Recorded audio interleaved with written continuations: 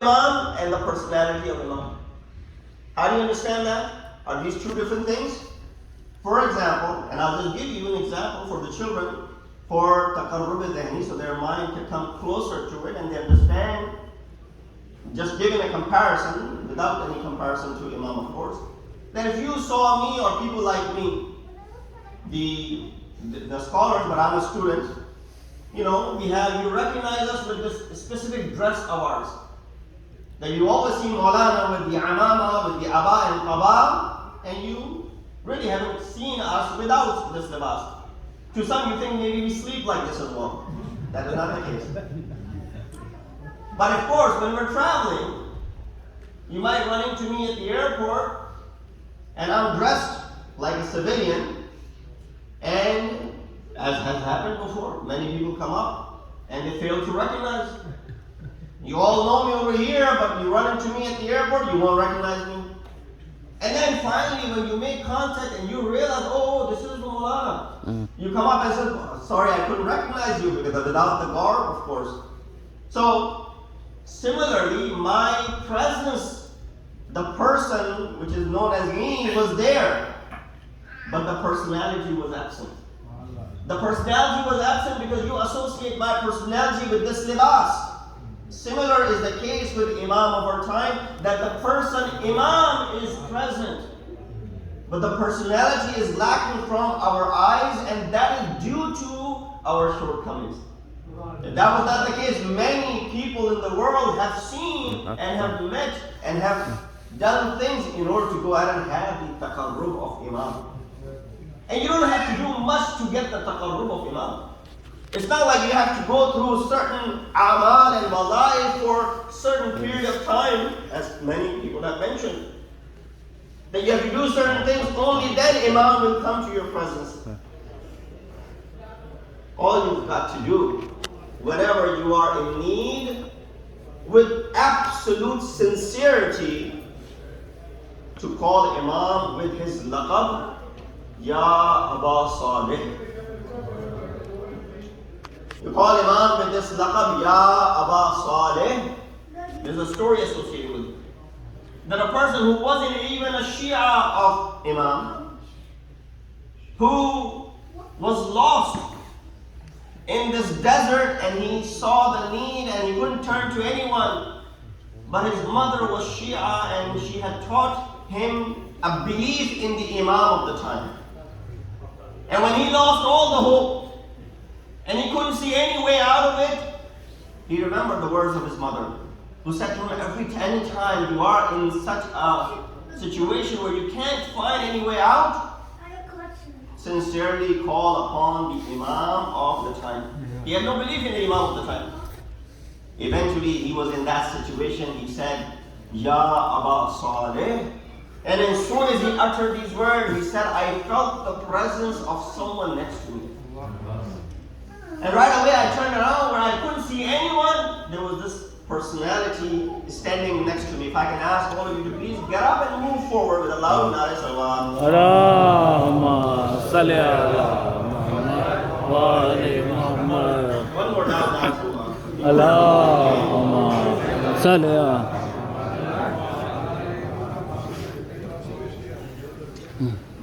One more loud nara salawat. Allahumma salli ala. He wasn't even a believer in 12 Imam. He wasn't a 12er. He didn't believe in Ithna Ashari. He didn't believe in Imam of the time, but he remembered the nasihat of his mother. So remember the nasihat of your moms. They come in handy at times of trouble. He remembered the nasihat of his mother, and he said at that time of musibat, what did he say? Ya Aba Salih. He said, Ya Aba Salih, and he saw and he could feel the presence of Imam of the time next to him. And as soon as he did that, he recognized who this Imam is. And right away, he asked Imam to guide him. Imam brought him out of the difficulty that it was in. And then he was so used to the presence of Imam that he didn't want to leave the presence of Imam. Would you and I would do that? Imagine if Imam blessed us with his presence, would you want to leave that gathering? You want to prolong it as much as possible. Remember what Hazrat Musa ﷺ did? Allah asked him a question, Ya Musa, Ma tilka bi yaminika ya Musa. What are you holding, O Musa? He could have easily responded by saying, I'm holding this asa which is given to me by you. But he prolonged the conversation. He said, what? Hiya asaya atawakkau alayha ahushu biha ala ghanami wa liya ma'arib ukhra. This is my asa. I recline on it. I break the leaves for my animals for it. And I got tons of other things that I do with this asa of mine. O Musa, you are the most knowledgeable of the individuals at that time. Allah asked you a simple question. Reply by saying, this is my asa that you have given to me. But he prolonged the conversation. Why? Hazrat Musa may turn around and say, well, Allah is speaking to me. Do you want me to squander this opportunity and not reply and prolong this conversation? When your beloved is speaking to you, you want to prolong this conversation. So this man said, I wanted to stay with Imam for longer. He said, oh Imam, can you stay with me longer? He said, there are hundreds of people who are calling Ya Aba Saleh at this very moment. I have to go and rescue them as well. I want to be with all of them at this very moment so I can rescue them. This is when a person who didn't believe in Imam, who didn't believe in the 12th Imam, when he with sincerity says, Ya Aba Saleh, Imam goes to him for his nusrat. When you believe in him, when you are his follower, you have musallam belief in his existence. You think Imam will not come for your rescue if you call upon him with sincerity? Absolutely, Imam will do. Sallallahu Muhammad wa ala Muhammad.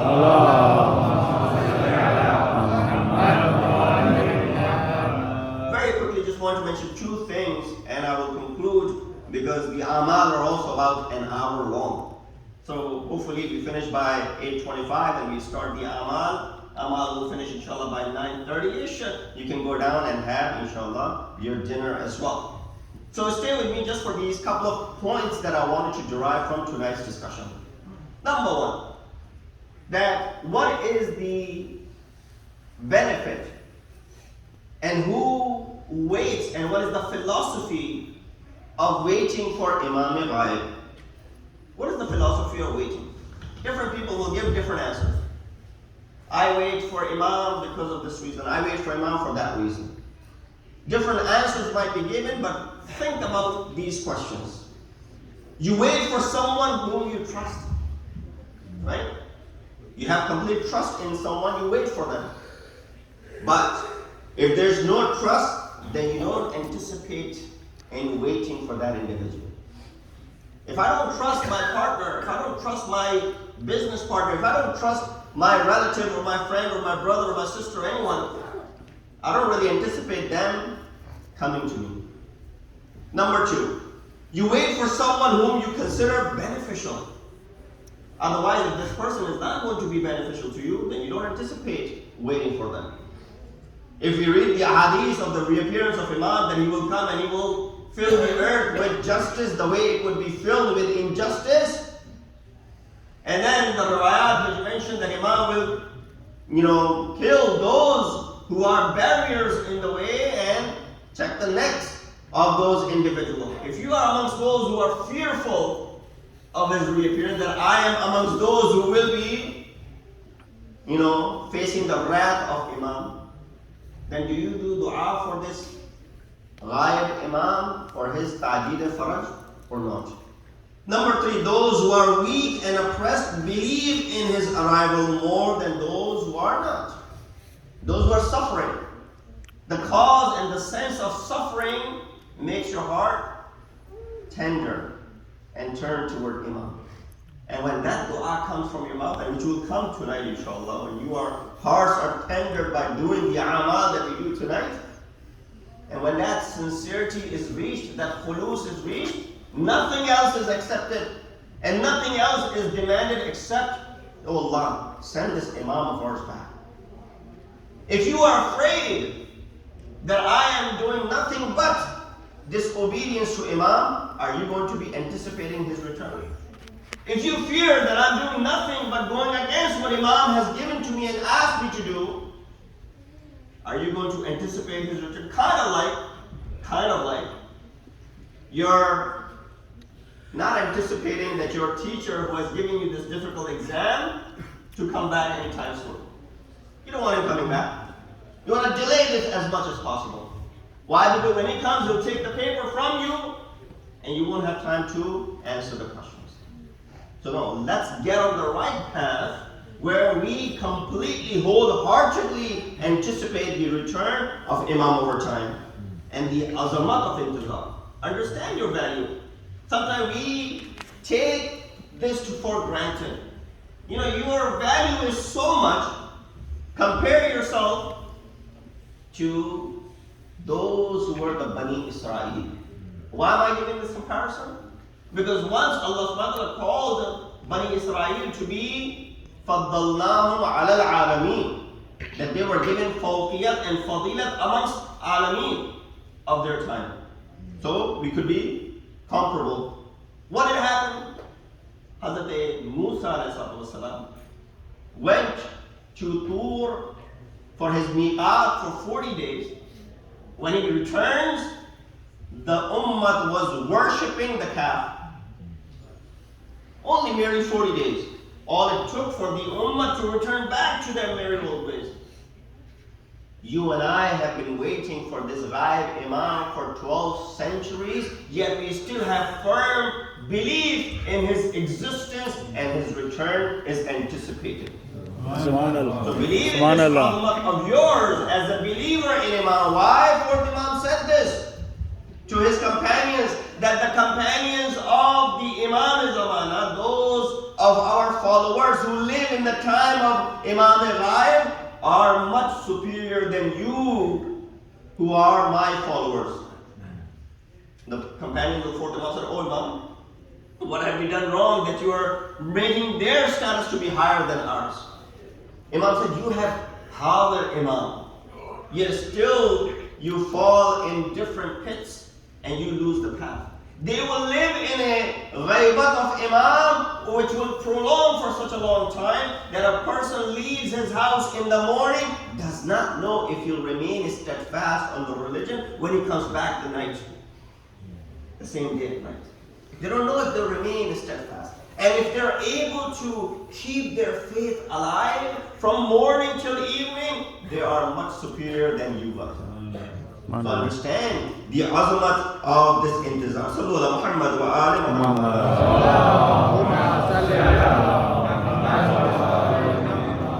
So the wujud of Imam is not an issue of aqaid.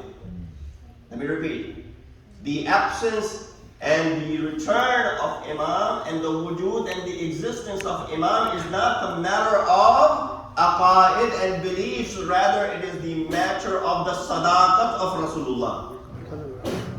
Because Rasulullah said that there will be 12 after me. Last one will be Mahdi. His name will be same as mine. His kunyat will be same as mine. He will be the 9th one after Hussein. He will be from the son of Hassan al-Askari. And Rasulullah mentioned all of his sifat, yet still people don't believe in him. So this mas'ala is not a mas'ala of aqidat. If it was, then it would be a different story. It is the mas'ala of the sadaqat of Rasulullah. The same way people believe Rasulullah to be Ameen and Sadiq and then decline once Rasulullah proclaimed the Nubuwwat and the Risalat. Similarly, people believe in the Imamat, Ameen and the Sadaqat of Rasulullah, yet they decline when they decline the Imam of the time. That's why Imam said, the one who believes in Rasulullah, the one who believes in the Imams, but does not believe in the 12th Imam, it is as if he does not believe in the prophethood at all. So that is again a positive in this regard. And the second point that I want to make, that was the first point of the falsafa intizar. Second point is in regards to this Shab-e Barat. There's a riwayat from the Prophet who said, "Qasama zahari rajulan." Two types of people broke my back.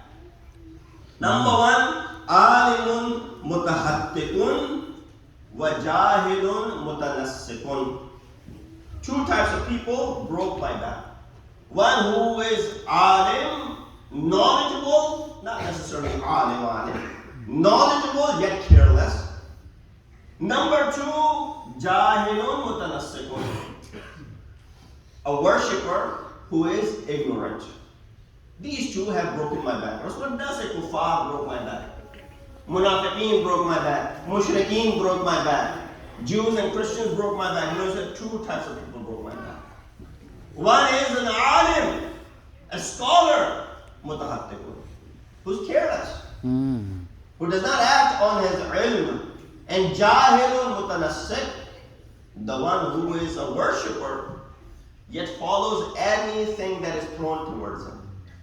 Goes after any tradition that is out there, without properly, thoroughly thinking that this tradition is correct or not. So tonight is the night of Bara'at. And you know, so many things that are associated with Shab Bara'at. Now, of course, there is also Wiladat of Imam, so you greet each other. You present the poetry in praise of Imam, beautifully recited. That is one way of showing and expressing your joy.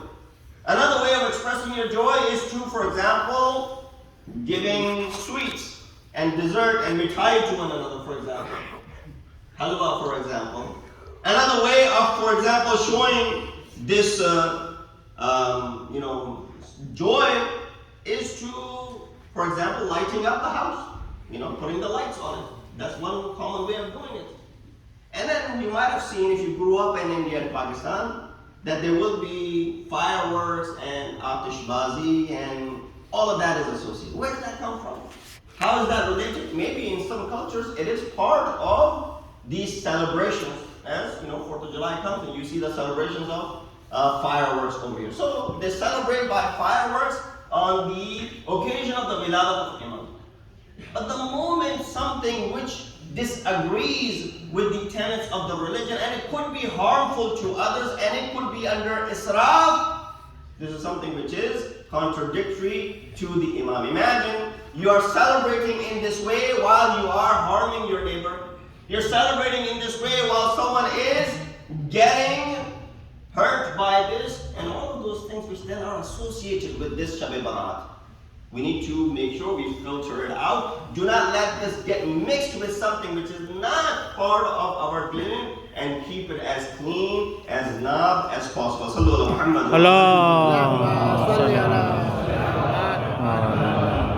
And lastly, I'll finish. Imam Rasulullah has said that Allah will prolong the day. If Imam has not reappeared, Allah will prolong the day to the extent that the wujood or the return of Imam takes place. And once Imam returns, the riwayah says, إِلَّا يَوْمٌ لَطَوَّلَ اللَّهُ ذَلِكَ الْيَوْمِ حَتَّى يَلِيَ رَجُلٌ مِنْ إِبْرَتِهِ. This is the riwayah. The Rasulullah mentions it so clearly that Allah will delay Qiyamah until a rajul from my itrat will reappear. Ismuhu ismi. His name will be my name. يَمْلَأُ الْأَرْضِ عَدْلًا وَقِسْطًا كَمَا مُلِئَتْ جَوْرًا وَظُلْمًا. He will fill the earth with justice and equality the way it would be filled with inequality and injustice. And then Imam further gave the tashri' of this. If someone did not understand who Rasulullah was referring to, even after making it so clear, he said, إِنَّهَا فِي الْمَهْدِي آلِ مُحَمَّدٍ.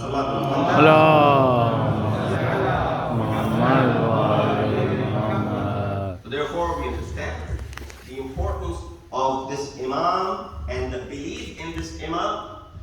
And you don't have to do anything extra or special to be able to meet Imam.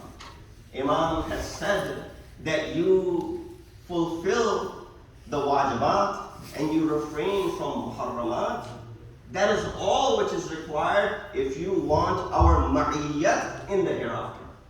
It is not important to have the ma'iyyat of Imam in this world. What is more important that you are with Ahl-e-Bait in the hereafter, as the promise is on the Hawd of Kawthar. And that's why, to conclude with a couple of words in this regard, as to there was an alim, father of Ayatollah Sistani, it is associated with, who did this wadifa for 40 nights or something similar, so that he could do the ziyarat of Imam Zaman. And after he was done, nothing happened. One day he was attending a janazah of a lady who passed away. This could be related to what is happening in Iran these days with all the discussions on hijab and all that stuff. He attended the janazah of this lady who passed away. This is the time of Shah of Iran. And when the father of Ayatollah Sistani walks into this house, he experiences the wujud of Imam Zaman. SubhanAllah. He said, I could see the light coming. And then I wanted to go up to Imam to greet and meet. I heard a voice say to me, whatever the name was, that you don't have to do any wazifa for us to come and visit you. Just be like this lady who passed away, and we will come for your ziyarat. SubhanAllah. You don't have to do any wazifa to do this, to do that, so that you can come and access us. Be like this person, and we will come for your janazah. We will come to see you. Now this man is perplexed. He said, what did she do? The next day he asks the children, what did your mother do? She must have been a real pious woman. He said, no, she was just a homemaker, didn't do much. She stayed at home most of the time. But there must be some outstanding feature of her life. They couldn't think of anything special except one thing. They said, well, the moment Shah of Iran banned hijab on women, my mother made a vow that she would not step out of the house unnecessarily because she could not observe hijab. In order to protect her sanctity and to be able to practice this wajib of hers, she never stepped outside of the house, and she fulfilled this promise and the obligation. Imam Zamana paid a visit to this lady. SubhanAllah. Imagine if you are able to perform what is being asked and demanded, then definitely Imam of your time will be blessing you in the same way. We ask Allah subhanahu wa ta'ala to give us the tawfiq and